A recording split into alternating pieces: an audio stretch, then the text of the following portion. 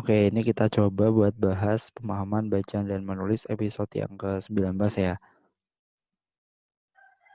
Sebelum kita mulai di soal nomor 1, aku bacain ketentuannya. Jadi sistemnya soal aku bacakan, kemudian kalian sebagai audiens akan aku berikan waktu untuk menjawab sekitar 5-7 detik sebelum kemudian aku bacakan dari pembahasan soalnya. Oke, langsung aja di soal nomor 1. Punggung saya beralaskan lantai kayu yang tidak rata dengan salah satu papan mengganjal punggung. Telepon pintar tidak berguna karena tidak bersinyal sama sekali di sana.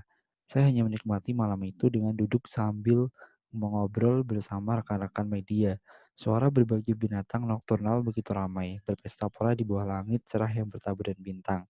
Jika awalnya saya mengira tinggal tanpa listrik dan sinyal telekomunikasi begitu hambar, ternyata saya salah. Kata-kata berimbuan dalam paragraf di atas bermakna kiasan kecuali A. Beralaskan pada kalimat 1, B. Mengganjal pada kalimat 1, C. Bersinyal pada kalimat 2, D. Menikmati pada kalimat 3, atau E. Bertaburan pada kalimat 4.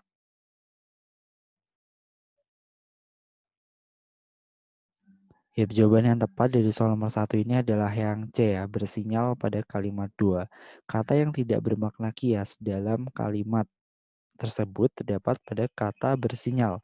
Bersinyal dalam kalimat kedua bermakna memiliki sinyal. Soal nomor 2, hampir 1/2 abad lalu Dewi Sartika dan Rajen R.A. Kartini memperjuangkan emansipasi. Perjuangan mereka terbatas pada hak perempuan terhadap akses pendidikan, bukan lainnya.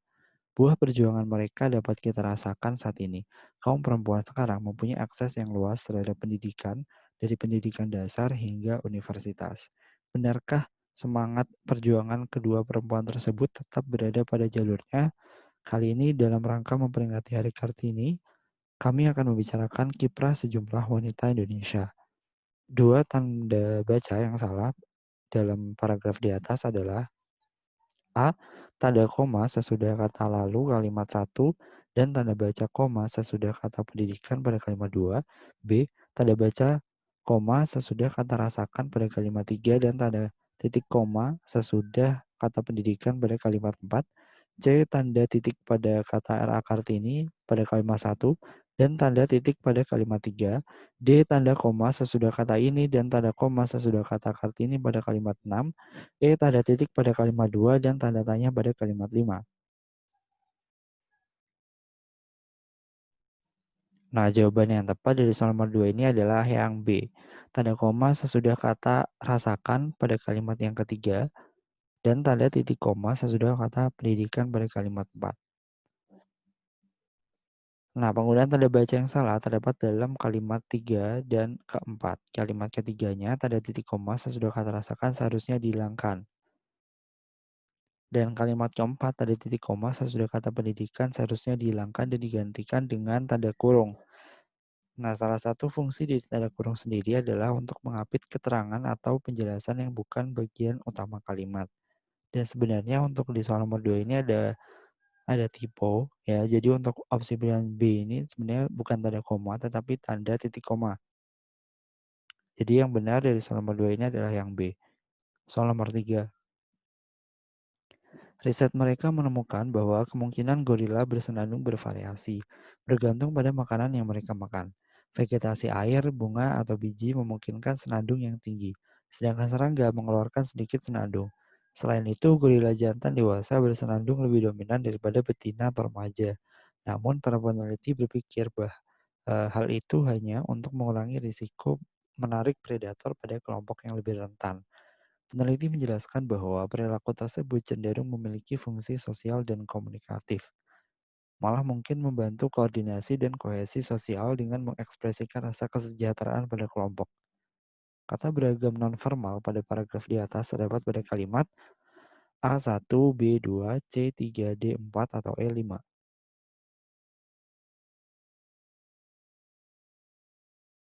Ya, jawaban yang tepat adalah yang D. Penggunaan kata yang kurang tepat terdapat pada konjungsi namun, yaitu pada kalimat keempat. Seharusnya setelah konjungsi namun ini ditambahkan dengan tanda koma, karena merupakan konjungsi antar kalimat. Soal nomor 4.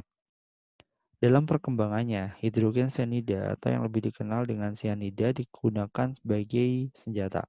Pada zaman Romawi kuno, cyanida digunakan untuk meracuni anggota keluarga kerajaan dan orang-orang yang dianggap sebagai ancaman keamanan. Selama Perang Dunia I, Prancis menggunakan zat ini sebagai senjata mereka dalam mengalahkan musuhnya. Bahkan, senjata cyanida ini dikembangkan secara lebih lanjut dalam bentuk cairan dengan efek yang lebih mematikan. Di Jerman menjelaskan berakhirnya Perang Dunia II, cyanida digunakan oleh Adolf Hitler, Eva Braun, serta beberapa pengikutnya untuk bunuh diri. Sedangkan di Jepang, zat tersebut digunakan oleh Chisako Kakeihi untuk membunuh 7 suaminya demi mendapatkan warisan. Kata sambung yang tidak tepat pada paragraf di atas adalah A, atau pada kalimat 1, B dan pada kalimat 2, C bahkan pada kalimat 4, D serta pada kalimat 5, atau E sedangkan pada kalimat 6.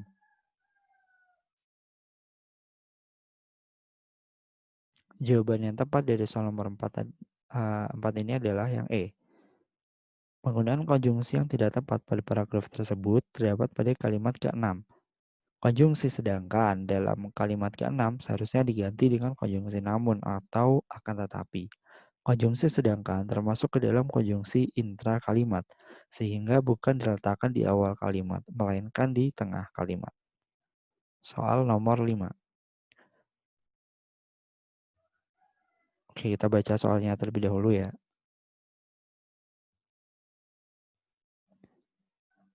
Penulisan kata hubung yang paling tepat untuk melengkapi titik-titik pada paragraf kedua adalah, berarti kita ke paragraf keduanya terlebih dahulu. Oke, kita baca ya. Beberapa karakteristik penduduk miskin dapat dilihat dari jumlah anggota rumah tangga, pendidikan kepala rumah tangga, dan sumber pendapatan. Menurut BPS, tahun 1993, rata-rata jumlah anggota keluarga penduduk miskin sebesar 5,9 juta orang ya kayaknya. Titik-titik, jumlah keluarga rumah tangga yang hidup di atas garis kemiskinan lebih kecil dari itu. Hal ini menunjukkan bahwa kepala rumah tangga miskin mempunyai beban yang lebih berat daripada yang tidak miskin. Untuk opsi A, sedangkan B karena C sehingga D walaupun E meskipun. Kita coba balik lagi ke teksnya. Oke, kira-kira jawabannya apa nih? Oke, kalau udah nemu pilihan jawabannya, jawaban yang tepat dari semua 5 ini adalah yang A. Sedangkan tanda koma sendiri di antara kedua kalimat merupakan bentuk kata hubung yang menghubungkan dua buah kalimat, kata ataupun klausa yang sederajat, namun mempertentangkan kedua bagian tersebut. Kata hubung yang biasa dipakai pada konjungsi ini adalah tetapi, melainkan, dan sedangkan. Sehingga kalimatnya yang tepat menjadi, menurut BPS tahun 1993 rata-rata jumlah anggota keluarga penduduk miskin sebesar 5,9 juta orang. Sedangkan jumlah keluarga rumah tangga yang hidup di atas garis kemiskinan lebih kecil dari itu. Jadi kata hubung yang tepat melengkapi titik-titik pada paragraf kedua ini adalah sedangkan.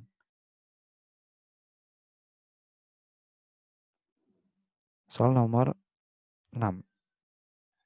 Penulisan kata depan yang paling tepat untuk melengkapi titik-titik pada paragraf ke-1 adalah A, di, B karena, C ke, D daripada atau E oleh. Kita ke paragraf satunya. Tren jumlah penduduk miskin di Indonesia dari waktu ke waktu lebih banyak tinggal di wilayah pedesaan. Tahun 1970 sampai dengan 1978, penduduk miskin lebih banyak tinggal di pedesaan. Antara tahun 1980 sampai dengan 1990, lebih banyak tinggal di kawasan perkotaan. Dan 1993 hingga 2000 jumlah penduduk miskin kembali lebih banyak di pedesaan. Bahkan tahun 1998, selisih jumlah penduduk miskin yang tinggal di pedesaan cukup mencolok lebih besar titik-titik mereka yang tinggal di kota. Oke, pilihan jawabannya untuk A, di, B karena, C ke, D daripada atau E oleh. Nah, jawaban yang tepat adalah yang D, ya, daripada. Kata depan adalah kata yang secara sintaksis terdapat di depan nomina, adjektiva, atau adverbia, dan secara semantis menandai berbagai hubungan makna antara konstituen di depan dan di belakang preposisi tersebut. Nah, pada kalimat tersebut merupakan kata depan perbandingan. Jadi jawaban yang paling tepat adalah daripada. Soal nomor 7. Ini kita baca soalnya dulu ya. Kalimat inti kalimat pertama paragraf kedua teks tersebut adalah. Kita langsung ke paragraf kedua untuk kalimat pertamanya. Inti dari kalimat tersebut itu apa gitu ya kan. Oke, kita langsung ke teksnya. Selama 3 tahun mereka belum mendapat ganti rugi. Nah, ini kalimat pertama dari paragraf kedua. Selama 3 tahun mereka belum mendapat ganti rugi. Nah, caranya kita akan coba untuk baca di kalimat sebelumnya. Oke, kalimat sebelumnya ini ya, kita baca mulai dari awal. Nelayan yang berdampak reklamasi Terminal Peti Kemas Pelabuhan Belawan Medan meminta ganti rugi kepada PT Pelabuhan Indonesia 1. Nelayan rugi karena reklamasi menutup alur kapal nelayan sehingga mereka harus menambah 1 mil perjalanan setiap hari dengan tambahan 1 liter solar. Perwakilan nelayan terdampak menyampaikan hal tersebut pada rapat dengan pendapat di DPRD Sumatera Utara Medan. Reklamasi Pelabuhan Belawan sudah berlangsung 3 tahun. Namun sampai sekarang, nelayan belum mendapat ganti rugi. Rapat yang dipimpin Ketua Komisi B DPRD Sumut itu dihadiri Kepala Bidang Perikanan Tangkap Dinas Pertanian dan Perikanan Kota Medan, Friska Irnawati Purba, serta Kepala Bidang Perencanaan dan Pembangunan Kantor Otoritas Pelabuhan Utama Belawan, Thomas Octavianus Sipa Helut. PT Pelabuhan Indonesia 1 diundang tetapi tidak hadir. Selama 3 tahun mereka belum mendapat ganti rugi. Nah, inti dari kalimat pertama untuk paragraf yang kedua ini apa? Opsi jawaban A, nelayan terdampak. B, nelayan menyampaikan hal tersebut. C, perlawanan nelayan mendengarkan pendapat. D, perwakilan nelayan menyampaikan hal tersebut. Atau E, nelayan dengar pendapat. Jawaban yang tepat adalah yang D. Yang harus dihilangkan untuk menemukan kalimat inti atau inti kalimat adalah menemukan subjek dan predikat. Caranya gimana? Caranya yang pertama adalah menghilangkan semua perluasan. Semua perluasan ini contohnya seperti yang, mengenai, yakni, yaitu, seperti, dan lain-lain. Kemudian yang kedua menghilangkan semua keterangan. Jika kalimat aslinya berupa kalimat majemuk, kalimat intinya berupa klausa utama atau klausa pokok kalimat tersebut. Perwakilan nelayan terdampak menyampaikan hal tersebut pada rapat dengar pendapat di DPRD Sumatera Utara Medan. Jadi jawabannya adalah yang D ya, perwakilan nelayan menyampaikan hal tersebut. Soal nomor 8. Tadi untuk paragraf pertama udah kita baca. Sekarang kita coba baca di paragraf yang keduanya. Selama 3 tahun mereka belum mendapat ganti rugi. Baru pada 10 April ada 3.228 nelayan yang dinyatakan sudah diverifikasi dan akan menerima tali kasih 3.097.000 per nelayan. 8 orang menerima dana secara simbolis. Sebanyak 300 nelayan tidak masuk dalam daftar nelayan yang terdampak reklamasi yang diverifikasi. Para nelayan hanya minta ganti rugi untuk tambahan bahan bakar selama 4 tahun, sekitar 6 juta per nelayan. Petugas Pertanian dan Perikanan Kota Medan kesulitan melakukan verifikasi karena ada penolakan nelayan di lapangan. Akibatnya, sejumlah nelayan yang tidak masuk dalam daftar nelayan yang terdampak. Data hasil verifikasi terhadap 3.228 nelayan yang sudah final dan tidak ada tambahan lagi. Topik bacaan tersebut adalah A. Keadaan nelayan reklamasi, B. Realisasi ganti rugi nelayan reklamasi, C. Dampak reklamasi, D. Solusi bagi nelayan reklamasi, atau E. Hak nelayan reklamasi. Ya, jawaban yang tepat adalah yang B. Topik bacaan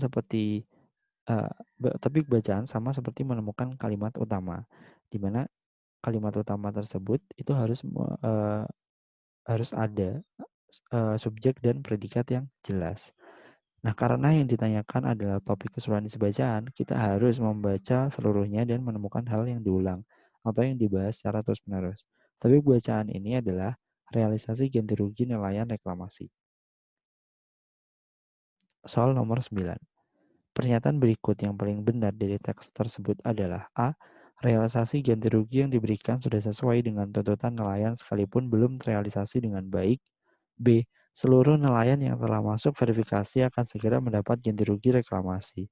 C. Reklamasi pelabuhan Belawan dinilai tidak efektif dan menimbulkan keresahan di masyarakat. D. Nelayan meminta ganti rugi bahan bakar dan biaya melaut selama 4 tahun akibat dampak reklamasi. E. Sejumlah nelayan tidak masuk daftar nelayan terdampak karena adanya penolakan di lapangan.